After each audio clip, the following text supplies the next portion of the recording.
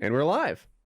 I heard Chael Sonnen talking about like how Floyd Mayweather is basically trolling whenever he talks about doing MMA, and he's like, but he knows it requires words to dispel the very notion of it, and that's what he's counting on. It's like, yeah, we should just never talk about Floyd Mayweather fighting in MMA because he's just a troll.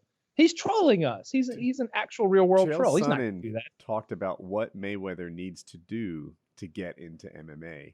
And he delivered the whole thing like it was serious, good advice. Mm-hmm. He's like, first, he needs to work on his grappling. Now, he needs to understand what level he's at. And I'm being serious here. He needs to go to like middle school and wrestle against like the 8th graders, the 7th graders, because, that's where you start. Work your way up, maybe, high school freshman. And that's probably as far as he'll get.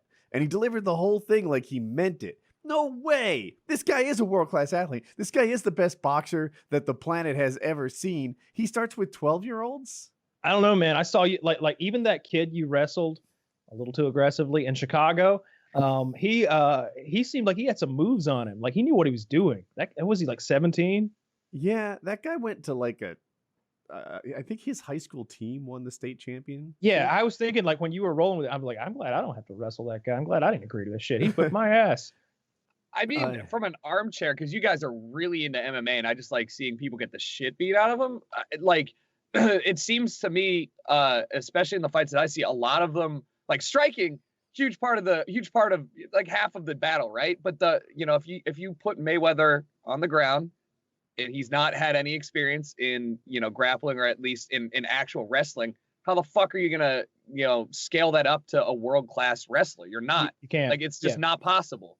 I mean, it is possible, but people underestimate how fast the shot is of a top level wrestler or sambo guy or someone who's taking you down, someone who's coming in, grabbing you and throwing you to the ground. They underestimate just how fast that happens. I was watching the fight the other day with who was it? It was who was the black guy who fought with the MRSA infection or whatever he had? Staph. Oh, Kevin Lee. Kevin Lee was fighting, I guess it was his fight for the interim belt against Tony Ferguson. Yeah. And he was so goddamn fast, even with that staph infection. When he would wrap Tony up and take him to the ground, it happened in a fraction of a second. And Tony's one of the best in the world at preventing that from happening to him. And yet he has him and he's on the ground so goddamn fast. Now, like I said, Tony's great at defending that. And from the bottom, he'd kill most normal men. He's fucking dropping these elbows from the bottom on the top of Kevin's head that like, I would love to feel the top of Kevin's head after that fight. Cause I bet it feels like a roadmap of like pop knots, but still like somebody like, Mayweather, no fucking chance. Like also, he's not going to stop anything. I was pleasantly surprised with that fight, by the way, because it had to get called. It wasn't one on points. It wasn't like the Pacquiao fight, which I was just so bored out of my mind. Like it felt like a good fight, although it was, I don't know anything about the sport. It was kind of like a slugfest. But I was under the impression that because he's been fighting for so long, his hands are just fucked up. Like Mayweather just is, so if he doesn't have boxing gloves and stuff, wouldn't that also affect his ability to fight anyways?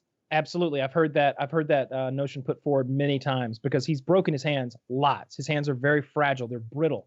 And you don't have all that cushion in the UFC gloves.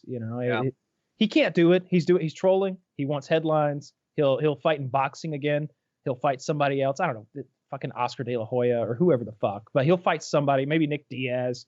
Like he'll fight someone in boxing, Oh, you're saying bring somebody from MMA over? Yeah, maybe they do that again. I don't know who he's gonna fight, but he'll fight boxing again. Yeah, that was good. So yeah, I'd be down. I'd watch Nick Diaz fight him.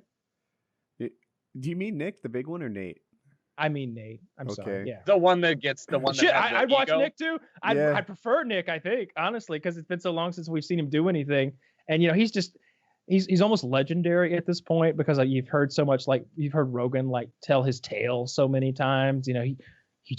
He just wakes up, and then he runs a marathon, and then he swims for 2 hours from Alcatraz to San Francisco, and then he smokes another joint, and he does it all again.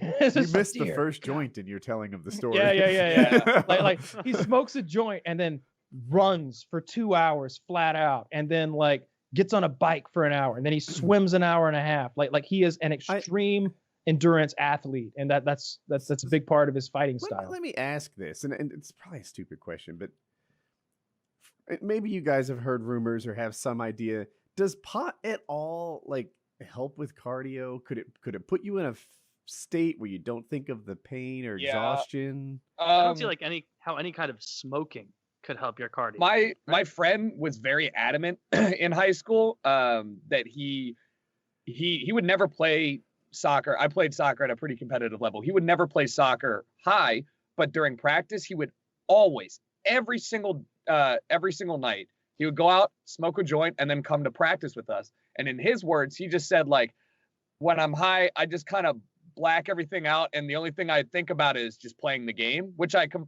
understand. Like, I can see that working, but I don't think that it gives you any advantage outside of just getting in a mental state to do a repetitive workout. I find it hard to believe that would be a performance enhancer in any way. I do have so the Nick Diaz has been caught. I don't know how I'm not an expert in drug tests, but according to Joe Rogan, the level of metabolites or whatever they found in him meant he must have been high as fuck during one of his fights. No, during the testing. like while he's smoking while he's pissing.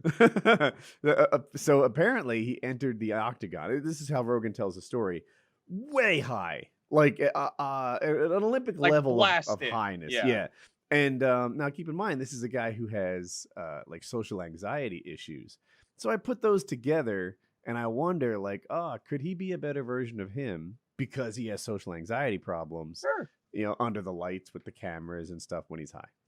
Sure. I can see that's more plausible than anything that I said. Just the fact that he's more comfortable performing when he is, at a state that's more mellowed out. Like, that makes sense to me a lot more so than like I smoke to train better.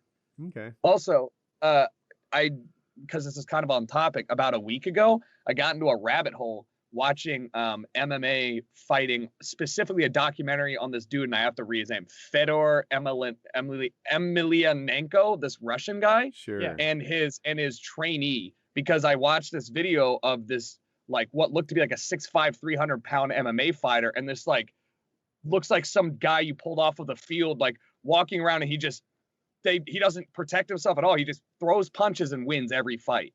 And so I watched like a 45-minute documentary about like this, like the Rocky version of Russia. And I don't think I've ever been so enamored by somebody who I've never heard of in my entire life. Dude, Fedor is considered by a lot of people to be the best heavyweight who's ever existed. I like to go for Stipe, the current heavyweight champ, only because there's no cans. I'm really testing my knowledge here, but I want to say Fedor had like 5 or 6 good heavyweight fights. He had maybe a Crow Crop or 2, a Nog, and I don't know, Barnett or something. Like, he only had a couple. Everybody Stipe fights, he's had just as many, and he has 3 title defenses, which no one's ever done in the UFC. And gotcha. Maybe I'm just rooting for the current guy. But wasn't in Pride were they soccer ball kicking? Yes. And stomping and stuff? Yeah. I like that. I like that a lot. All right. What is that? That's when opponent is downed, you can kick them in the face. Or when opponent is down, you can stomp them.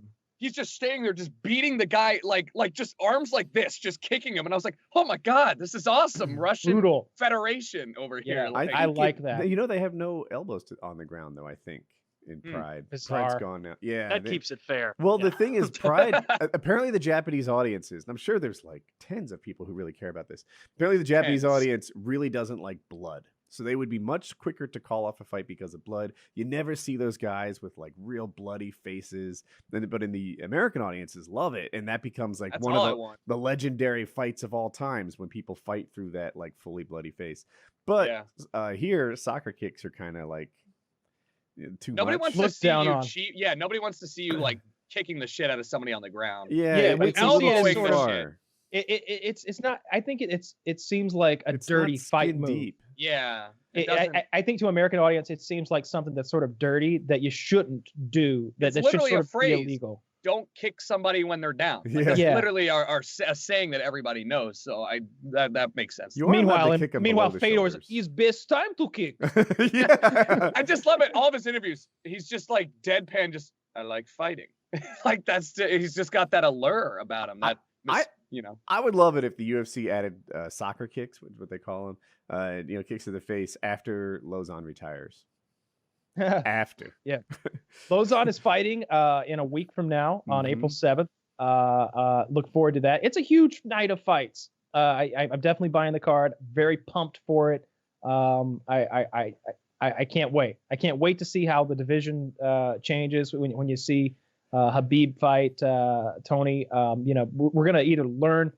It's gonna solidify one of these guys for sure, like in our minds, because Habib is put forward as the unbeatable Kagastani eagle who wrestled bears at 7 years old and just cannot be stopped from the brutal ground and pound, or it's gonna solidify. It's gonna either take all that away and you'll be like, well, look, he fought a real world-class fighter, and that one-dimensional fighting style got taken apart. He got embarrassed. He got boxed out of his goddamn skull and then knocked unconscious with a fucking knee.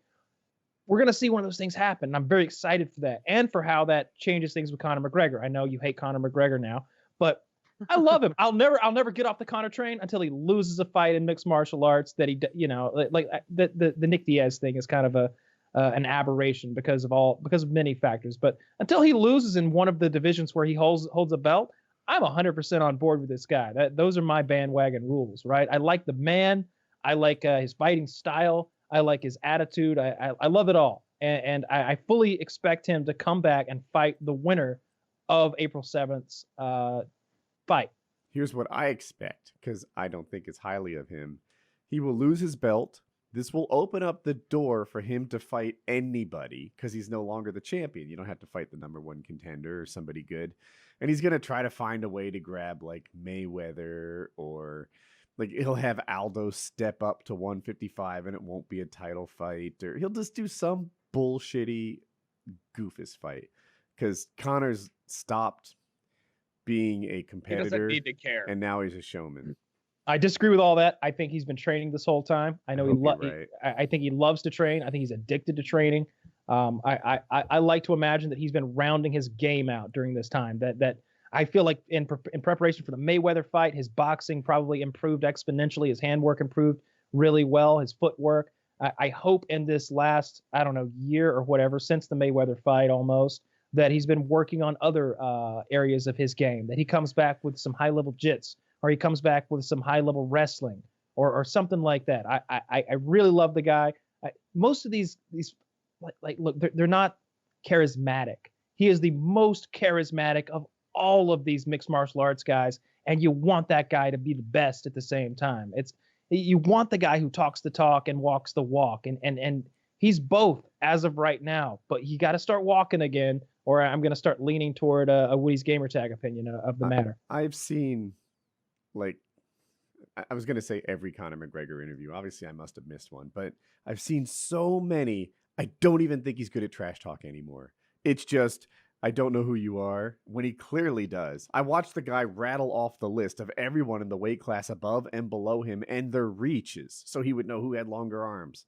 And then, like, the number 3 guy in the world talks. He's like, who are you? You know who he is. You just don't have anything clever to say. Who are you? I'm rich. Well, shucks, it doesn't go much longer. Yeah, that's kind of been the I'm going last, to win. Those have been the sound bites that I've seen. Yeah. And come on, he tore Aldo apart. All that stuff about that stuff. I run this town.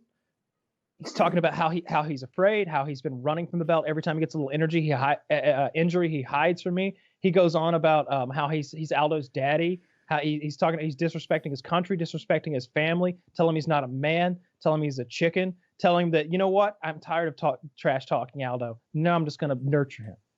He's gonna be my little bitch. I'm gonna hold him and caress him. Did he because say that? I've gone too far. Yeah. He's like, I'm gonna hold him and caress him because come April 7th, it's all over and I'm taking that belt. I don't know. When he's in that like sit down interview and with the interpreter there, and he's like, tell him I'm his daddy. Tell him I'm his daddy. And the interviewer's like, I'm not going to tell him that. Tell him I'm his daddy. And she's like, in Portuguese, he says he's your daddy. He's like, no, he is not my daddy. And like, that's all Aldo has. He's like, sit on my knee, little boy. Come on, sit on my knee. I'm your daddy. And he's like, and just, there's just some good laughing stuff. at I his didn't give face. enough credit. That is But, what the sport needs. I'm comparing him to Chael Sonnen, and Chael Sonnen was great. You know, like, who is the man with the greatest charms and the biggest arms? Who is the guy? Like, you know what they call it? There's a name for the greatest fighter. They don't call the greatest fighter in the history of the UFC the greatest fighter in the history of the UFC. They call him Chael P. Sonnen, and like he goes on like that. I ruined it, but he had lines. He had prepared things. He went Muhammad Ali and wrote poems. So you jump in, and then he'd be like, kaboom, and just end the interview right there. And it was great. You know, he would go in and just, I know they talked about it beforehand, but he'd like sit on ESPN and he would fight with the guy interviewing him. Not literally fighting, but he'd just be like, you are terrible at this. I'm giving you so much. You're ruining this. Is that really the question you want to ask? Yeah. Just, you know, and he'd be so argumentative and combative during the interviews. And it's a bit, of course, but it was great. And he had a new thing all the time. Conor is 80% repeat.